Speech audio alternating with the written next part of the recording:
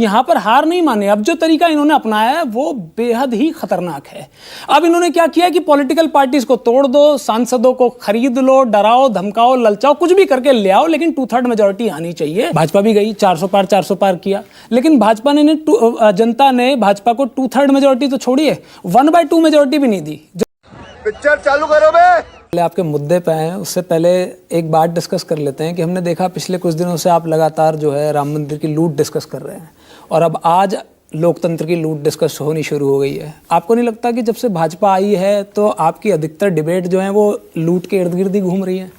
तो और ये जनता भी देख रही है, मेरे और आपके कहने की बात भी नहीं है। हालांकि अब मैं आपके मुद्दे पे आता हूँ। देखिए क्या है मानक भाई, कोई भी कॉन्स्टिट्यूशनल अमेंडमेंट के लिए 2/3 ऑफ मेजॉरिटी चाहिए होती है। अब उस मेजॉरिटी को लाने का तरीका क्या है? पहला तरीका तो ये है कि भाई हम जनता के पास जाते हैं कि भाई हमें वोट दो। भाजपा भी गई, 400 पार किया, लेकिन भाजपा ने जनता ने भाजपा को 2/3 मेजॉरिटी तो छोड़िए, 1/2 मेजॉरिटी भी नहीं दी।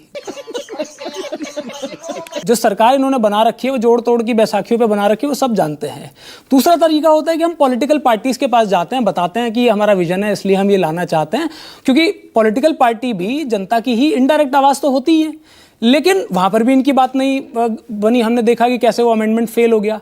और अब जो तरीका, इन दोनों चीजों से परेशान होने के बावजूद, मतलब यहां पर हार नहीं माने, अब जो तरीका इन्होंने अपनाया है वो बेहद ही खतरनाक है। अब इन्होंने क्या किया कि पॉलिटिकल पार्टीज को तोड़ दो, सांसदों को खरीद लो, डराओ, धमकाओ, ललचाओ, कुछ भी करके ले आओ, लेकिन 2/3 मेजोरिटी आनी चाहिए। ये बड़ी अच्छी बात कही आप। किसी भी तरीके से बिल पास कराने हैं। देखिए आप बार बार बिल्स की बात कर रहे हैं कि भाई ये बिल आना चाहिए, नहीं आना चाहिए। मैं कह रहा हूं बिल आना चाहिए, नहीं आना चाहिए से भी इंपॉर्टेंट है कि कैसे आना चाहिए, वो तरीका। अगर आप 2/3 मेजॉरिटी जनता के पास जाए बिना ही ले आएंगे तो फिर इस देश में लोकतंत्र में जनता का महत्व क्या रह गया? आप तो साफ साफ जनता को ठेंगा दिखा रहे हैं कि आप हमें कुछ भी वोट दीजिए या मत दीजिए, आप हमारे सांसदों को चुनिए या मत चुनिए, आप अगर चुन के नहीं भेजेंगे तो हम खरीद कर ले आएंगे, जनता माफ नहीं करेगी। तो ये तो साफ साफ ये है। दूसरी एक बात, क्योंकि आपने स्पेसिफिकली बिल्स का जिक्र किया, जैसे आपने कहा कि भाई ये जो बिल है कि 30 दिन तक कोई जो है अगर कस्टडी में रहेगा तो उसको संवैधानिक पद पर रहने का अधिकार नहीं है। हम इस बात से सहमत हैं कि कोई भी अगर भ्रष्टाचारी है, किसी पे भी कोई आरोप लगता है, कोई गलत करता है तो उसमें सजा होनी चाहिए। लेकिन सवाल यही है कि ये 30 दिन पुलिस कस्टडी में कौन रहेगा, ये डिसाइड कौन करेगा? सरकार। हाँ, जेल में। अब उदाहरण के इससे बढ़िया उदाहरण भी कोई नहीं हो सकता। अभी राम मंदिर का मामला चल रहा है। हमने देखा कि चंपत राय का नाम बार बार लूट में आ रहा है। सारे सबूत जो हैं, जो ट्रस्ट का महासचिव है, सारे सबूत उसके इर्द गिर्द घूम रहे हैं। और हमने देखा कि सीसीटीवी भी बंद हुए हैं, लोगों ने उससे शिकायत भी की, उसके बाद भी उसने कोई कार्रवाई नहीं की।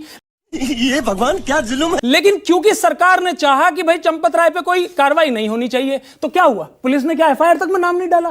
तो अगर ये बिल पास होता है तो ये भाजपा को ताकत देता है कि विपक्ष के किसी भी नेता पे झूठा सच्चा तो बाद में डिसाइड होगा। भाई ये तो अरेस्टिंग कर ही लेंगे ना, और करी भी है इन्होंने पहले भी पूर्व में नेताओं की। तो सही पकड़े हैं। तो इससे ये दूसरा एक तरीका है कि लोकतंत्र खत्म करने का। और अगर आप इतने श्योर हैं, अगर आपको यही करना है, तो मेरा तो एक सुझाव है, ये पार्लियामेंट वगैरह चला के आप इतनी मेहनत क्यों कर रहे हैं? बंदी कर दीजिए ना। आपने पिछली बार हमने देखा, जब ये 17वीं लोकसभा में भी देखा और अब भी देख रहे हैं, आप जब से सरकार आई है इन बिल पे चर्चा तो करते ही नहीं। किसानों के लिए काले कानून लाए, बिना चर्चा के निकाल दिया।